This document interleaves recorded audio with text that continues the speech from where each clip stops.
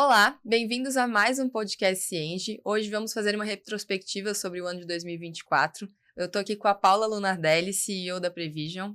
Olá. Olá, satisfação estar aqui com vocês de novo. Muito obrigada. E com o Fabrício Schweitzer, conselheiro de negócio da construção. Obrigado pelo convite, prazer estar aqui com vocês. Vamos tentar recuperar um pouquinho do que aconteceu no ano. Perfeito, muito obrigada, gente, por aceitar o convite. E vamos direto ao assunto, porque tem bastante pauta, né? Esse ano aconteceu muita coisa. A gente teve aí, vamos começar numa visão, um panorama geral, né? O PIB da construção, a CBIC revisou agora em outubro de 3% para 13,5% a perspectiva. A gente teve no relatório do terceiro trimestre recorde de unidades vendidas, recorde de unidades lançadas, mas a gente também tem um desafio bem grande quando se fala de taxa de juros, né? De financiamento de forma geral, e até mesmo a insegurança que algumas empresas acabam tendo com a reforma tributária. Então, começando pelo Fabrício, eu queria um, panorama geral aí de 2024 para a construção civil. Se a gente for olhar, né, pelo que aconteceu nesse ano, acho que foi um bom ano para a construção civil. A gente teve uma certa estabilização de preços, né, a inflação de materiais de construção arrefeceu. A gente vem de 3 anos consecutivos de um mercado aquecido, né? Esse ano foi provavelmente o ano com maior entrega de unidades da história. A gente vê, no geral, né, o mercado está funcionando, está pujante. A gente começa agora a sofrer alguns efeitos dessa pujança, né? Uma certa falta de mão de obra, né? Então isso começa a bater a porta aí de algumas regiões. Uma certa estabilização da curva de inflação do material, ou seja, ela parou de cair. Então, a gente ainda não identifica uma subida da inflação, mas a queda ela realmente parou, ou seja, a gente está num patamar, né, de inflação que se estabilizou. Então, esse é um ponto de alerta, né? E aí, um sinal amarelo sobre a questão do crédito, né? Então, assim, são pontos de atenção que eles entraram no radar no ano de 2024, provavelmente começarão a ter algum efeito para 2025, mas se a gente for olhar especificamente para o ano de 2024, foi um bom ano para a construção civil. Os relatórios da CBIC trazem muito isso, né?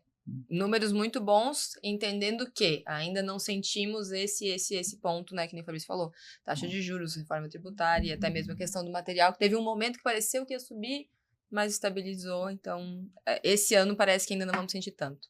Paula, Perfeito. Por favor. Não, eu acho que foi até essa semana, estávamos conversando eu e o Fabrício sobre o quanto que também as construtoras e incorporadoras lançaram, venderam e agora estão entendendo que está no momento de entregar também, né? Então, eu acho que esse link, estamos olhando para o futuro, para a taxa de juros, como vão ser os próximos lançamentos, né? Crédito, mas o entregar sempre foi um desafio, né? Continua sendo, eu acho que as empresas têm percebido essa possibilidade de escala e de expansão, e sempre vem aquela dúvida, né? Quanto que eu tô pronto, não só para vender, a gente conversa com mais de 9 mil clientes, né? Lancei, e agora como é que eu faço para entregar? E a mão de obra que está escassa ainda existe, mas tem esse futuro. Então, acho que sim, um ótimo ano, e acho que talvez uma mensagem seja quão estruturado eu tô tanto para entregar o que eu já vendi, quanto para, né, aproveitar essa oportunidade. E para sobreposição desses momentos, né? Porque vou esperar fechar um ciclo completamente para começar outro.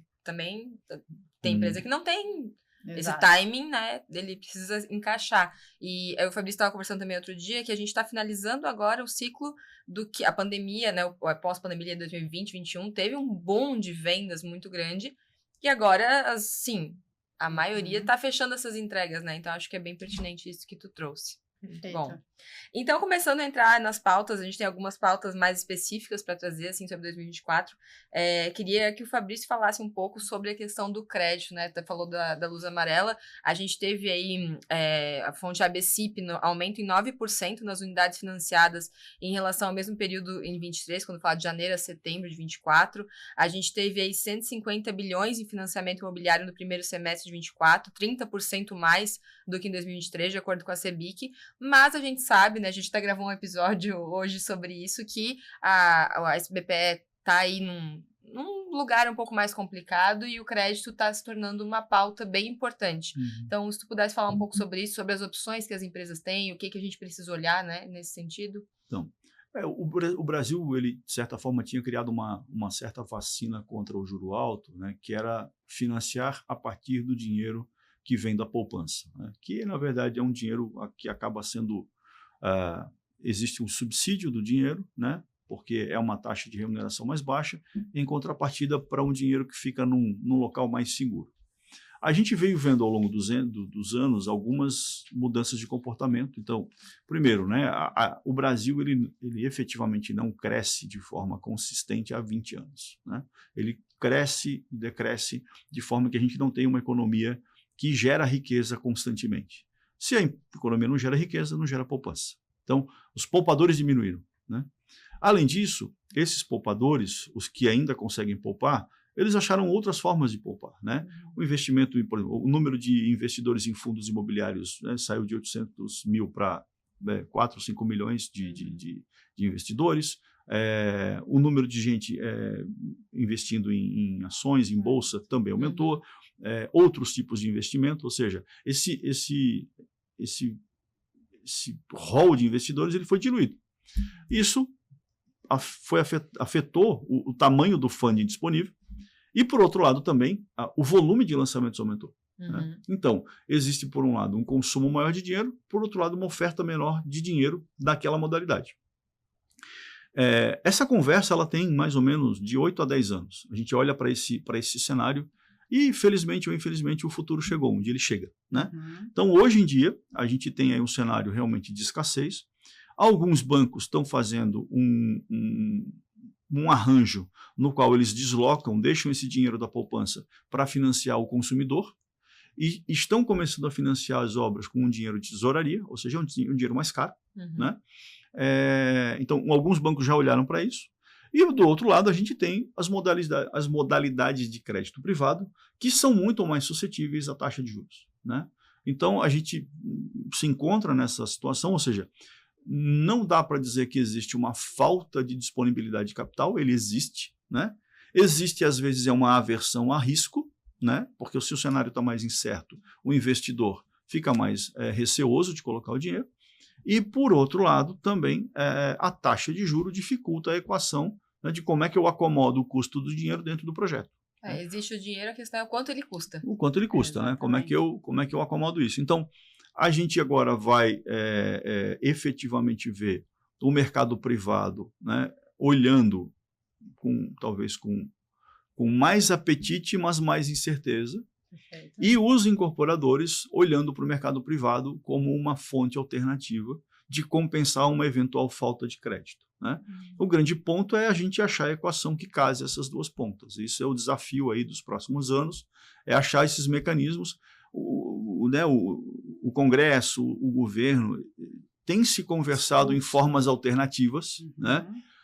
Em outros modelos de letra de crédito, eventualmente em debêntures incentivadas, algum tipo de mecanismo, por exemplo, como foi criado para financiar a infraestrutura. Né? Então, existe, está na pauta. Né? Agora, a gente sabe que entre a ideia e, eventualmente, uma ferramenta efetiva para se aplicar no mercado, isso tem um tempo determinado. O mercado vai sentir a necessidade e aí as ações vão ser estruturadas em torno disso. Né? O grande ponto é que a construção civil ainda é um vetor importante de inclusão econômica. Né? Principalmente as classes mais baixas, né? Uma boa parte dessa classe está empregada na construção civil. Então, ela é um mecanismo de distribuição de renda, de inclusão de trabalhador. Então, assim, isso sempre está na pauta de qualquer governo, porque é uma ferramenta para o Brasil importante. Antes de continuar o bate-papo, que tal já colocar as dicas desse episódio em prática? Separamos na descrição um relatório gratuito sobre as principais tendências da construção civil em 2025. Ele tem tudo o que você precisa para encarar desafios como a reforma tributária, inteligência artificial e sustentabilidade, da teoria à prática. Isso mesmo, incluímos uma lista detalhada de ações para sua empresa aplicar em cada uma das tendências. É só clicar no link, acessar o relatório e transformar seus resultados desde já. Quer acessar mais materiais gratuitos? Visite o site do Cienge, www.cienge.com.br. Eu acho que o déficit, né, a necessidade de trabalho, o discurso do governo tá nessa linha. Eu acho que tem bastante coisa para acontecer ainda, né? O papel do incorporador é conhecer fontes, né? Eu acho que durante muito tempo todos os ovos estavam no mesmo cesto, agora explorar, fazer viabilidade, entender qual que é o impacto. A demanda pelo imóvel existe, né? Agora é fazer essa conta fechar sem levar todo esse impacto para a ponta, porque senão também a gente deixa de vender, Viabiliza. né? Então, Acho que tem, a gente falava antes, a questão do quando o dinheiro se torna mais caro, você tem que ser mais cuidadoso com ele. perfeito. Né? Então eu vou ter que tomar decisões mais embasadas, até para poder negociar o preço desse dinheiro. Se eu chego para crédito, né, num fundo privado com um plano, um arquitetônico e meio que é isso, cara, talvez eu tenha menos, como a Fabi falou, a questão do risco, né? Talvez quem tá do outro lado da mesa sinta menos apetite do que, poxa, estudamos aqui o perfil, entendemos o produto e aí sim vou buscar esse dinheiro, né? Perfeito. Eu vou puxar mais um pouquinho de novo para engenharia, assim, a gente vê, né, em Previsão a gente trabalha com planejamento de obras, mas sempre com foco muito pautado na conexão com o econômico, com o financeiro, e a gente vê um desperdício absurdo de dinheiro das empresas por não entenderem como que elas alocam, qual que é a eficiência de fluxo financeiro. Então, acho que também importantíssimo olhar para fora de casa e as simulações, olhando para as taxas, olhando para a simulação de vendas, mas a forma como eu construo e a forma como eu aloco esse capital também, nesses 80% do recurso que normalmente é a obra, isso também passa a ter mais valor do que eu deixar dinheiro parado a um custo tão relevante, né? Então, enfim, porque, quem assim, fizer melhor sai na frente. Também. Porque eu vou gastar o dinheiro do custo do crédito, eu querendo ou não, eu não vou construir, né? Se eu não tenho recurso próprio. Então, onde que eu posso salvar isso? Exatamente. Acho que é esse grande ponto que realmente a gente falou, né? A engenharia tem que estar muito, muito conectada, né? E aí, Paula, passando para o nosso segundo ponto, que está bem conectado aí de produtividade, a gente tem não sei se a palavra é crise, mas nós temos uma questão de mão de obra hoje, né? Para a construção civil. O Fabrício até falou sobre ser um recurso importante quando a gente fala de sociedade de forma geral, mas a gente teve ali um 4% no custo geral da construção, superando o custo de matéria-prima muito puxado pela mão de obra, né, de acordo com a FGV, e a Deloitte apontou algumas tendências das questões que estão nessa pauta, assim, né, então, poxa, uma pessoa que tem habilidades mais cross, né, que saiba fazer mais coisas, a mobilidade interna, plano de carreira, que a gente sabe que é algo que muito pouco falado dentro de canteiro, né, e para a questão da automação, do como, quando a gente fala de IA ou tecnologia na prática, de como que melhora a vida de fato de quem tá lá, cara, na lida que a gente sabe que é super puxado no canteiro, né? Então, se tu puder falar um pouquinho sobre esse contexto, por favor. Legal, eu acho que chegou um momento de pressão que vai exigir um nível de maturidade de gestão das companhias muito maior. Eu acho que a gente aturou desaforo durante muito tempo pelo fato de que a mão de obra no Brasil, né, tinha muita oferta. Era barata. Era mais barato eu não industrializar, era barato eu contratar. E eu lembro que na época que eu atuava com obra e a gente fazia orçamento com empreiteiros e tal, e eu trazia, olha, nosso projeto é dessa forma, explicava tudo, trazia, ó, aqui a gente vai industrializar assim, a argamassa vai ser pronta, o aço vai ser corte e dobra, o XYZ, o projeto é eficiente assim, assado. O teu custo é X% do CUB, independente de eu dizer, não, mas e se eu botar essa... Não, é exatamente a mesma coisa. Então, a gente também, eu acho que foi meio que... Tô falando antes de entrar efetivamente em mão de obra, o quanto que a gente regulou isso para baixo pelo fato de que tudo era feito da mesma forma, o custo era exatamente o mesmo, a mão de obra estava lá, então, beleza, então vou trazer o aço lá, te vira, traz a carreta aqui para dentro da obra, ela é mais ineficiente, mas a conta fechava. Acho que aquele ponto que a gente falou, desculpa te interromper, mas que a gente falou da produtividade ser cada vez mais latente, é por isso, né? A gente está começando a trabalhar dentro de um ecossistema que está mais competitivo. Exatamente. Né? Não, e a idade média subiu muito, né? Esses tempos, participando de evento, alguém perguntou, quem quer que seu filho trabalhe aqui em obra? E ninguém levantou a mão. Eu acho que isso foi... O mercado foi indo para um caminho também que o cara, né, que é o pedreiro lá, ele não quer que o seu filho entre nisso, pelo fato das condições também que foram criadas. Então, sim, o problema é real, mas eu acho que tem muita oportunidade aí de melhoria. Eu acho que até a gente, no setor... vender um pouco mais disso, né? Qual profissão que a pessoa consegue entrar ganhando R$2.500 e em 3 anos ganhar 10, 12, 20, né? Tem mais de obra aí que ganha muito mais do que engenheiro de ponta, então ela é uma jornada que ela está ganhando eficiência. Eu acho que fica no papel da consultora também dar condições de canteiro, de estrutura, de projeto, para que essa mão de obra seja mais eficiente. E eu acho que trazendo assim só mais uma provocação, a gente atende empresa fora e tal, tem uma empresa específica que está criando a sua indústria para conseguir industrializar boa parte do seu processo, porque nos Estados Unidos esse problema está ainda maior pelo fato de que, além de concorrer com Uber, com X, com, né, diversas outras companhias, eles estão disputando com a Amazon, né? O cara sai da obra lá do calor e vai pro galpão lá que tem ar-condicionado, que começou a ser robotizado e tudo mais. Então, eu acho que eu tô trazendo aqui algumas saídas de estímulo e, de novo, a eficiência, tudo que você planeja e faz com eficiência para reduzir essa mão de obra, ter mais produtividade, vai te trazer um diferencial. E eu acho que a provocação o problema só vai piorar, né? A gente tem que estar preparado para isso. Encarar de frente e entender que as condições hoje realmente não são atrativas quando se coloca as opções na mesa, né? E, que nem tu falou que desconforto térmico e tudo mais, que planos eu tenho, como que eu deixo claro para a pessoa que está no canteiro que existe um crescimento possível, né? Acho que a gente, como indústria, de forma geral, atua pouco nisso, fala pouco sobre, estimula pouco, assim, né? Perfeito. Fabrício. A gente tem uma diferença, né?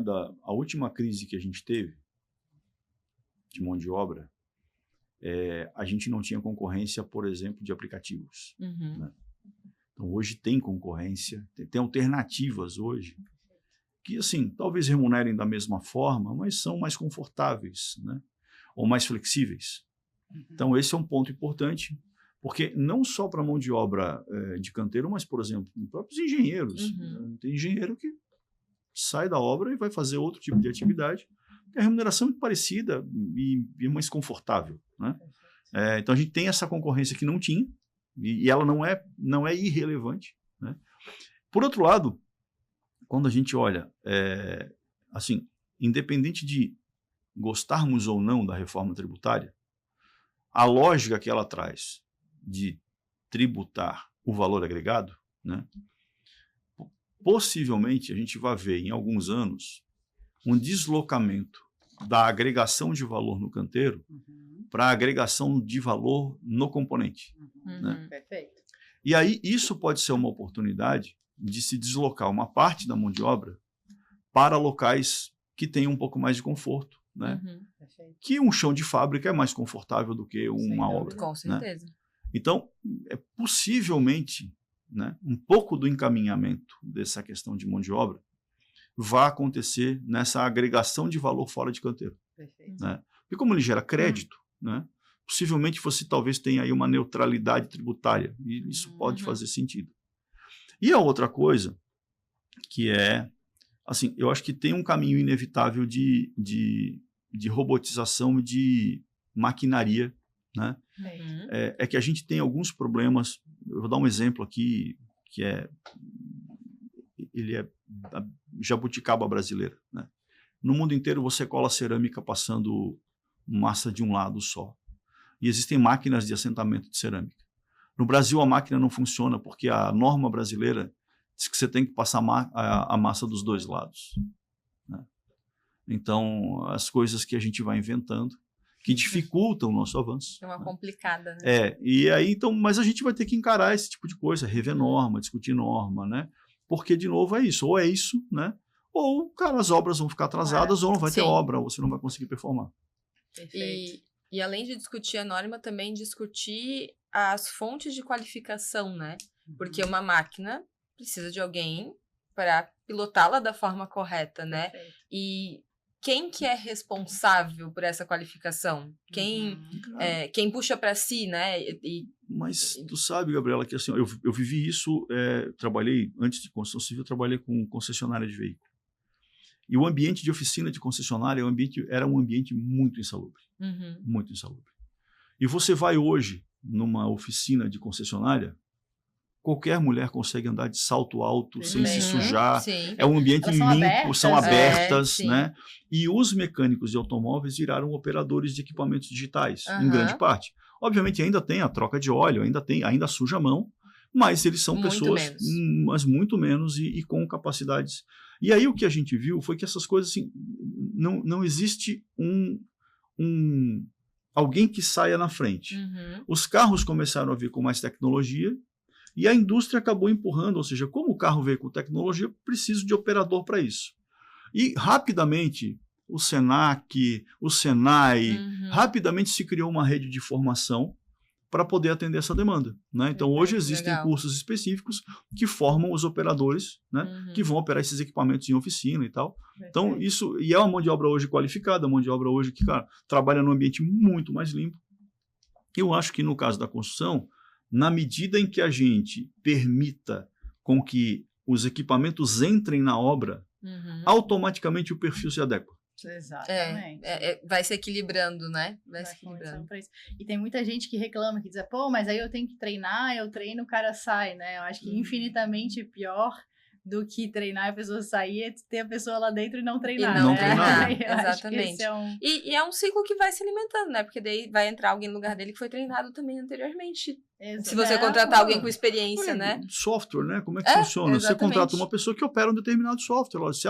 E hoje o mercado, né, tem alguns softwares que são líderes de mercado e ela coloca no currículo que opera determinado software e aquilo acaba virando um ativo no currículo dela. Exatamente. E eu acho que vale só a gente rapidamente falar sobre a mão de obra de escritório também, né? A gente tá falando de mão de obra de ponta, mas a mão de obra da gestão, a mão de obra que, inclusive, toma a decisão sobre criar ou não o treinamento lá na ponta, né? Eu acho que isso, a gente daqui a pouco vai falar um pouquinho sobre tecnologia, sobre a empresa estar estruturada para isso, mas olhar para o seu time interno, olhar para a cultura que você está criando, né? Para qual que é a visão. Às vezes, cara, tu vai ver a companhia não tem nem visão clara, as pessoas não sabem exatamente quais que são os valores, o que eles têm de forte ali, então acho que também tem, antes de botar a culpa no mercado, nas mudanças, entender como que as coisas estão sendo criadas dentro de casa, né, naquele polo que toma a decisão, que olha para frente e que guia o futuro da companhia, né. Muito bom comentário, já vamos então puxar, que acho que tem tudo a ver com a próxima pauta, que, né, no final é a questão da tecnologia, não só como software, mas também como software, né? Eu vejo muita gente falando de tecnologia, eu sempre insisto muito nesse ponto, falando de robô do Elon Musk que vai, né, humanoide. E sim, é tecnologia, mas tem muita coisa antes disso e às vezes a gente não faz o básico bem feito, né? Acho que é muito disso que tu falou, assim, pô, mas o meu back-office tá gastando tempo com coisa completamente ineficiente, ou eles estão conseguindo pensar na nossa visão, fazer uma estrutura mais para frente sustentável, né? Então, acho que quando a gente fala de tecnologia é um debate muito amplo, assim, porque justamente a gente passa desde, cara, RP, software, até IA, e, enfim, IoT dentro da obra, né? Queria que vocês comentassem um pouco de como vocês veem isso para 2025, para o futuro de forma geral, assim, e quais são os riscos de não entender onde que a tecnologia entra no teu negócio. Paula, se puder começar, por favor. Perfeito, eu acho que a gente, assim, vive fases e alguns estímulos, assim, né, querendo ou não, esse foi um ano em que a IA ganhou mais força, né, muitas vezes vista como o ChatGPT, né, que é um tipo de tecnologia em um aplicativo, né, tem muito mais coisa acontecendo, mas a gente tem que olhar para esses hypes, né, para esses momentos e entender onde que a gente está posicionado quanto a isso, assim, né. Até fiz uma outra conversa específica com o Guilherme Brasil e com a Carla, que vale a pena entrar no assunto, mas nesses momentos a gente vê o quanto que o segmento está atrasado e o quanto que esse atraso entra num outro tipo de velocidade agora, né? Vou dar um exemplo, empresa que não tem o seu ERP, não tem lá o seu sistema de gestão centralizada e lança a nota no Excel e faz a outra informação, joga aqui, joga ali. Se eu não tenho nem dado, eu não vou conseguir ter contexto num norte de um tempo que é relevante, né? A gente tem aqui IA se desenvolvendo a velocidades absurdas, né? Muito acima das curvas exponenciais de capacidade computacional. Agora o negócio, estão criando a Hyper Lady Moore, que então, assim, entendam que vai ser muito rápido mesmo. Eu acho que isso é legal ter esse contexto. E se eu não tiver nem esse meu primeiro passo, eu continuar tomando decisão com base na minha intuição, que eu não tiver uma base de informação relevante para isso passar a ser insumo, para eu começar a tomar melhores decisões, né? Vou dar um exemplo da companhia que tem lá uma pessoa X que está lá há 50 anos escolhendo terreno a dedo e dizendo, esse é bom, aquele é não sei o quê. A gente sempre teve muita margem para dar errado, mas tem outra empresa que já está aqui na frente, que está simulando, são diversas, simulando estudo de massa, estruturação de projeto para decidir onde é que ela compra. Por mais que essa pessoa tenha uma experiência gigantesca, como é que ela vai tomar uma decisão melhor do que outra que gerou 70 cenários? Me permite a inserção, a intuição, que nada mais é do que uma experiência, né? Combinada com uma base de dados. É aí que eu ia chegar. A gente sabe que você é inteligente, né? Então, já que você é inteligente... Use dados. Use dados. Calibre a inteligência. Exatamente. Então, eu acho que eu só trouxe o hype, digamos, o que mais se fala hoje, e trouxe um contraponto que é as minhas informações estão corretas, e eu acho que isso vira também não só um estímulo para quem começou e tal, mas a empresa que está no meio do caminho, que já tem lá as suas informações, durante muito tempo a construção ficou focada em imputar dado. Imputa, é cansativo, o que dá para melhorar, inclusive o cansativo, né, esse operacional tem muita coisa que já conecta, mas o porquê disso passa a fazer muito mais sentido para eu tomar decisão com base em informação, que é a minha apropriação de insumo, que me traz um histórico, que me compara com o mercado, que diz que eu estou comprando melhor ou não, e que isso nutre lá na frente, num nível de maturidade maior, a entender como que eu crio o meu produto de acordo com o meu histórico, com as minhas tendências. Então, enfim, tem um caminho gigantesco aí de desenvolvimento. Eu acho que vale entender os primeiros passos, entender se a tua solução está em cloud, né? Entender se as tuas soluções estão integradas e conectadas. Já fica aqui um jabá do nosso ecossistema em que as coisas funcionam, né? Mas eu acho que a gente está meio que nesse momento, assim, uma hora da construção se tocar que não dá mais tempo de ficar para trás, né? O digital te permite medir a temperatura rápido. Exato. Então, se tu queres saber que tu tem febre, tu sabe, vamos saber quanto é que tá essa... E o digital permite medir isso muito rápido, né? A gente estava conversando sobre uma empresa essa semana, aquela coisa, eles têm consciência de que estão errados, né? Mas isso é pouco? Não, isso é muito. Porque eles sabem que estão errados e aonde estão errados, o quanto estão errando, né? Cara, isso tem um valor absurdo, né? A questão da digitalização, fazendo uma rápida retrospectiva, 2015, quando eu comecei com essa brincadeira, cara, a gente não tinha software. 2017, 2018, eles não se integravam. E 2020 eles eram caros. Né? Boa. Hoje em dia, nós temos soluções, ninguém pode... a solução não resolve 100% do meu problema. Nenhuma vai. Né? Isso me permite uma inserção nesse ponto também. Às vezes tu tá querendo martelar um processo, uma forma ali de fazer que tem 50 e poucos anos, que já não cabe mais dentro do mercado atual. Mas a solução não resolve. Será que também não é uma questão de olhar para como eu estou fazendo?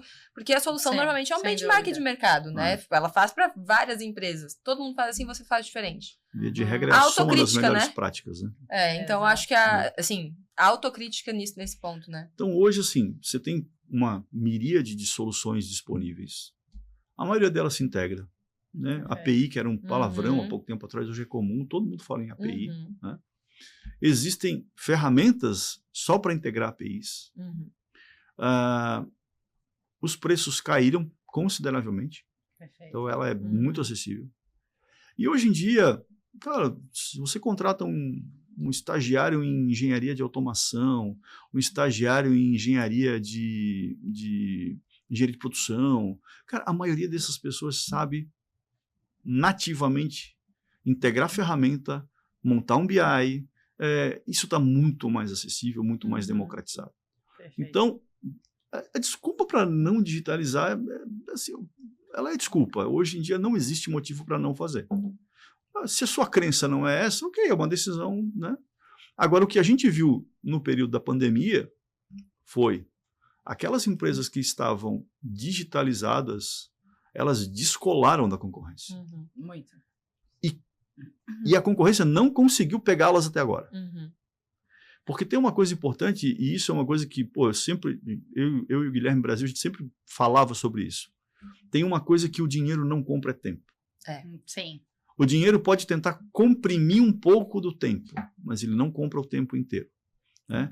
E quando a gente olha para, por exemplo, pensando aqui em IA, cara, uma coisa que a gente já viu, quanto melhor o contexto, mais a IA funciona. Com certeza. E, cara, contexto é informação. Então, se você pensa que daqui a pouco você quer colher benefícios de, eventualmente, alguma aplicação, alguma coisa nessa linha, cara, o nível de assertividade, o nível de qualidade do que essa automação pode te entregar, ela está diretamente relacionada à qualidade e quantidade de informação que você pode prover para ela. Né? E aí eu volto no ponto lá da Paula de a qualidade. Pô, se o cara tá só lá, preenchendo, sem saber para que é, tem que cadastrar o CPF do cliente, 00000. Sim. É comum, porque essa informação não me dá retorno nenhum. Então, né, eu, como Falando pessoa com de propriedade. Né? falando propriedade, né, como eu coordeno aqui a parte de dados do ecossistema do Cienge, e, enfim, muitas empresas vêm conversar com a gente, fazer bench. Eu tenho um data lake. Chega a dar arrepio. Eu tenho um data lake. Tá, mas você tem um processo para as ferramentas que alimentam o data lake? Não, a galera lá se vira. Cara, não faz ideia. Você não tem um data lake, porque aí vai olhar tudo campo aberto, como é que você compara? Já começa por aí. É um lago ou é uma poça, né? Pode ser uma poça de dados. Exatamente. Então, acho que a gente separar dado de informação, né, o dado de qualidade, ele tem potencial de gerar informação. Perfeito. São coisas diferentes, né? Então... E como os ciclos são muito longos no nosso segmento, se eu não começo uma nova obra agora, que de novo não está de forma estruturada, eu perdi uma chance de... Eu perdi aqui 18, 24, 36 meses, às vezes, de informação. Eu acho que vale trazer um dado que eu aprendi há pouco aqui com o Guilherme Brasil e com a Carla, de uma pesquisa do Gartner que saiu há 5 dias, falando que até 2027, daqui a 2 anos, vão ser mais compradas soluções com IA do que sem, né? Então, essa dúvida do quanto que vai estar ou não.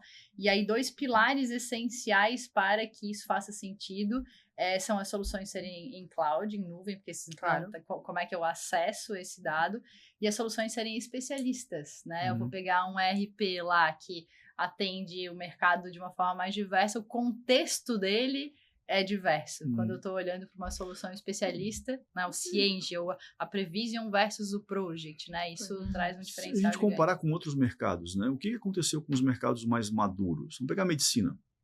Ela foi se hiper especializando. Né? O direito, você foi se hiper especializando. Perfeito. Cara, e essas especialidades criam uma complexidade, uma especificidade que dificilmente uma coisa genérica resolve. Né? Às vezes as pessoas me perguntam por que existem CRMs específicos para mercado imobiliário. Porque tem uma coisa chamada tabela de vendas. Perfeito. Que não é um troço simples de gerir, de montar, de compartilhar. Né? Reserva de unidade. Pega um lançamento de 200 unidades em que ela às vezes é vendida em 1 hora. Né? E aí, como é que eu não vendo para 2 pessoas ao mesmo tempo? A pessoa comprou o apartamento 201, não um polo cinza. São coisas muito específicas, né? Então, existe assim, na medida em que o mercado vai amadurecendo, né, ele vai se especializando. E essa especialização, ela cria características que, por vezes, pessoas que têm um conhecimento mais generalista não conseguem entrar. Então, assim, por exemplo, quando você traz um CFO de uma outra atividade para dentro de uma incorporadora, cara, ele leva um bom tempo para entender aquela mecânica, porque realmente é muito diferente dos outros segmentos. Né? Então, isso é um fato e faz sentido o que está falando, porque a gente já viu isso acontecer na indústria, no comércio, no varejo, com concessionária, com medicina, com direito, ou seja, esse é um fenômeno que, assim, se a gente olhar para outros segmentos, ele já aconteceu. Ele acontece de forma orgânica, né? E aí tu trouxe de novo a questão que eu acho que é bem relevante e para quem está nos ouvindo, assim, eu gosto de bater nessa tecla que é do tempo de adaptação, né? E às vezes a gente fala assim, agora não dá. não tem exatamente um momento bom para você entender. Nunca Esse mês estou tranquilíssimo. Nossa, isso não acontece, né? Se vocês puderem falar um pouquinho sobre como vocês veem uma dica, assim, de como fazer esse processo ser menos traumático. Perfeito. Eu acho que o primeiro passo, como eu trouxe antes, é entender o porquê que eu tô fazendo isso, né? Porque, enfim, no estímulo de qualquer pessoa, quem tá cadastrando a nota, por quem tá recebendo material, enfim, entender o porquê disso eu acho que é essencial e aí cabe à companhia também ter mais clareza da sua visão, de quais são os seus objetivos, né? O que ela quer ganhar, eu quero ganhar eficiência, eu quero vender mais, eu quero ter melhores produtos, ou tudo isso, né? E aí como que eu escolho as frentes. Acho que uma outra dica, além ou desdobrando até do porquê, qual que é a minha maior dor, né? Eu preciso ter um impacto relevante no assunto, não adianta eu ficar começar a digitalizar ou inovar, ou numa coisa que é lateral, que não tem visibilidade, que eu não consigo mostrar resultado. Porque a outra empresa fez. Também, exato. Eu acho que, lógico que leva um tempo, tudo que eu vou mudar, provavelmente primeiro vai me trazer uma curva aqui de esforço maior para depois ter resultado, então tem que já ter isso no planejamento também. E aí eu vou entrar num outro aspecto que é, lógico, conectando a processos também, porque muitas vezes ele desqualifica a tecnologia, mas eu vou entrar no que é mais importante, que são as pessoas, né? Eu acho que escolher assuntos e pessoas que são as pessoas que querem entrar naquele porquê, que faz sentido para ela também, o fluxo vai ficar muito mais fluido e não tem problema a pessoa não estar pronta para aquilo naquele momento. Eu mostrando o porquê e dando um primeiro passo de resultado, ela vai comprar, interagir com outras pessoas pares a ela em outras companhias também é muito importante. Eu vejo que eu escuto muita consultora dizendo, mas aqui é diferente. Não é diferente. Hoje a gente atende 9 mil clientes e a gente sabe que o que é diferente é um detalhe. Cada cliente é especial, mas ninguém é tão especial. Muito parecido. Né? Muda o produto, muda a região, muda o perfil, talvez, do cliente, mas assim... Claro, todo mundo vai lá, tem que conceber, fazer uma viabilidade, fazer um planejamento, fazer um projeto. Perfeito. E eu acho que daí, só para fechar e já passar para vocês, para o Fabrício, eu acho que também escolher as tecnologias certas, né, os parceiros de jornada, assim, é muito importante, né? Eu vejo, aí trazendo um pouco mais de contexto de Prevision, as nossas implantações são bastante rápidas, assim, esse ano a gente lançou um case de 20 obras planejadas em 4 meses, quando a empresa estava, antes há mais de um ano, tentando botar 2 obras numa outra solução. O mundo mudou, então a gente não pode mais se conformar também. Eu não estou comparando com RP, é claro que eu tenho uma jornada muito mais longa, né? Mas o mundo mudou, eu tenho que entender que agora as coisas precisam acontecer diferente. Se ela acontece na nossa vida pessoal, se eu peço um negócio e ele chega na minha casa, eu tenho que entender que isso pode ser replicado também, né, dentro da companhia, e isso é um estímulo maravilhoso, porque se eu começo a dar solução dura, que o cara tem muito mais esforço do que resultado, aí, né, o meu ciclo... Né? Cria uma resistência também, né? Exatamente. Sobre o que tu falou de... somos diferentes, mas temos muita coisa parecida, né, de procurar soluções que façam sentido. Eu falo muito pro meu time, gente, não é possível que só a gente tenha esse problema. Exato. Eu me nego a acreditar que no mundo do tamanho que só a gente tem esse problema. Alguém já resolveu isso. Vamos descobrir qual que é a melhor solução para o nosso problema, né? Eu acho que sobre a questão de tecnologia, a primeira coisa é que, assim, com a reforma tributária, gente, sistema de débito e crédito, você não vai conseguir operar sua empresa sem sistema. Ponto. Perfeito. Sim. Isso acabou. Porque, bem ou mal, a construção civil, a incorporação, ela tinha uma vantagem que a tributação era muito simples. Né? Basicamente, uma tributação sobre receita. Né? Você faz o RET, né? E ponto. Né? O INSS, que era um problema, simplificou bastante. O próprio ISS simplificou bastante e tal. Mas com a reforma tributária, você vai ter um sistema de débito e crédito. Mal comparando, mas é como se você fosse contribuinte do ICMS, que hoje é opcional, você não precisa ser, né? Mas vai ser obrigatório. Então, a questão do crédito tributário vai pesar muito na tua conta e não tem como escapar. Então, assim, minha sugestão, comece rápido. A segunda coisa se você não tem processos digitalizados, nunca comece pelo mais difícil. Ótima dica essa. Boa. Ótima dica. Escolha um que você consiga vislumbrar ganhos de curto e médio prazo, né? Para que as pessoas não percam a fé no meio do caminho. E, cara, todo o processo de digitalização ou de inovação, ele precisa ter um advogado, um defensor interno. Né? Então, tudo bem que às vezes ele pode ser top-down, mas entre esse top e o down, no meio do caminho, você precisa ter alguém que te ajude. E que acredite naquilo e defenda. Que tá batendo o tambor todo dia, Que né? tem que estar lá cuidando todo dia, comprando a briga e tal, discutindo, defendendo, evangelizando o pessoal, convertendo e tal. Então,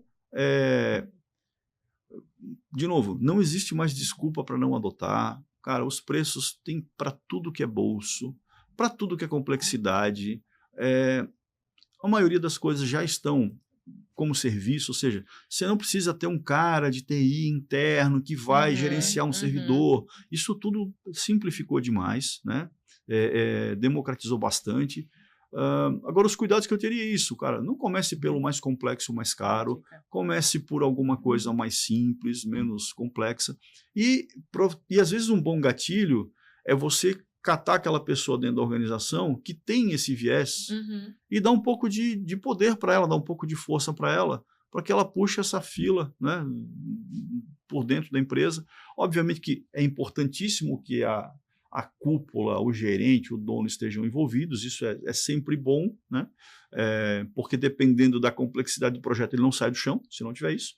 Mas se você conseguir adesões intermediárias, a chance de conversão é maior. Ótimos pontos. Maravilhoso. E, acrescentando meus 2 centavos, acho que também tem um ponto que está no que vocês falaram, que é de paciência com o processo, né? Acreditar no processo, não desistir na primeira, fiz o cadastro, primeira obra e deu errado. Cancela. Perfeito. Cara, tem um... olhar, ser autorresponsável, olhar pro próprio umbigo também, nesse sentido, né? Eu fiz da maneira correta. E entender que também é uma mudança cultural. As pessoas não vão aprender na primeira vez, muito raramente, né? Então, como que faz esse fluxo de melhoria, né? Acho que só uma coisa para agregar que eu não falei, que eu vim do segmento da construção, né, para tecnologia, e vejo a diferença do nível de troca entre empresas, né? Às vezes isso acontece até mais na alta gestão e tal, mas quando tu vai olhar aqui para esse meio do caminho, como o Fabrício disse, o mid-management aqui, middle management, às vezes as pessoas não trocam porque, não, aqui a pessoa vai descobrir o que eu faço, o que eu não faço. Cara, tu sempre aprende muito mais quando tu doas do que contrário. A outra empresa já implantou, ela tem características específicas que são muito próximas à sua, troca, não erra de novo porque a pessoa já errou, né? E eu acho que ganha um dado que reforça isso, né? Hoje, talvez a empresa, não vou dizer que é a líder, mas talvez uma das maiores aqui de Florianópolis, é a mais aberta. Exato. Ela recebeu mais de 300 visitas nos últimos 3 anos de outros incorporadores. Perfeito. Vindo de fora, né? Perfeito. E assim, talvez não por coincidência, hoje ela seja uma referência, né, para várias coisas, e ela é a mais aberta. É a que mais abre as portas para qualquer pessoa ir lá olhar e ver como ela faz, entrar no canteiro, ver como é que ela controla o canteiro, né? Perfeito. Acho que isso é um indicador, talvez, claro, né? Eu tenho mais um exemplo para corroborar. Um dos primeiros clientes da Prevision foi a consultora Laguna de Curitiba, que tem projetos maravilhosos, inconfundíveis, como eles chamam, e também uma super referência em gestão. A gente tem uma prática de fazer o Café Prevision, que é ir numa cidade, chamar todas as consultoras da cidade, trocar, abrir kimono, como eu faço gestão. O primeiro que aconteceu foi lá na Laguna, veio a Yoshi, veio, sei lá, os concorrentes deles lá, e a troca aconteceu. Também é uma empresa que está na ponta. Podia referência. Dar diversos outros exemplos aqui, mas é bem legal dizer, né, acontece, né? Acontece, é bom. E pode ser um jogo de ganha-ganha. Pode mudar a mentalidade, Com né? certeza. Que no fim, assim, como assim, isso é um comportamento que tu repete para várias coisas, né? Então, como tu abre para receber as pessoas, cara, a tua cabeça está aberta para negócio, está aberta para inovação, ela está aberta para outras oportunidades, outros mercados, né? Então, assim, tu passa a olhar o mundo de uma forma um pouquinho diferente, né? Trazer pessoas de outros segmentos para resolver problemas, né? Legal. Por exemplo, cara, tem um exemplo que eu adoro dar, que é o seguinte: os caras não conseguiam resolver problema de estoque em obra. eles foram buscar onde a solução? Supermercado. Claro. Porque o cara que lida com produto perecível, cara, ele é complexo. muito eficiente. Dá vergalhão na mão dele, ele vai muito arrasar. eficiente. Ele lida com milhares Claro. de itens no Perfeito. supermercado, Claro. sendo que uma boa parte é perecível. Uhum. Então esse cara está acostumado com sistemas complexos. Uhum. Então, de novo, é essa coisa de abrir um pouco a cabeça, essa troca, né, Uhum. com o setor e fora do setor. Perfeito. Né? Isso pode Bem trazer colocado. frutos importantes. Uhum. Muito bom. Gente, infelizmente está chegando ao fim a nossa conversa, um papo muito, muito, muito bom. Fiquei uma aula, muito obrigada. Queria abrir para vocês fazerem suas considerações finais, por favor. Pode ser, Fabrício, começar antes da Paula. Eu acho que assim, foi um ano, acho que a construção civil vem de 3 bons anos, né? Ali 3,5, porque pega da metade da pandemia para frente ali, já houve um aquecimento considerável de mercado. Parte boa é que isso gerou riqueza, gerou resultado, gerou caixa, né? Acho que o ponto de atenção é que a gente talvez tenha voltado atrás em algumas coisas que a gente tinha melhorado. Então, a gente parou de olhar um pouco o custo, parou de olhar um pouco o processo de eficiência, a revisão de processos, a gente descuidou um pouquinho. Ok, acontece, momentos de bonança isso, né? Acho que entrou uma gama de novos players no mercado, isso é bom, mas acho que isso gera também, eu vejo uma certa imprudência de alguns atores, né? Então, eu acho que, assim, a gente deve passar aí por um sacolejo de mercado, uma trepidada. Acho que talvez seja a hora de botar algumas coisas de volta no lugar. Acho que se eu tivesse que dar um recado assim, ano que vem, olhe para onde?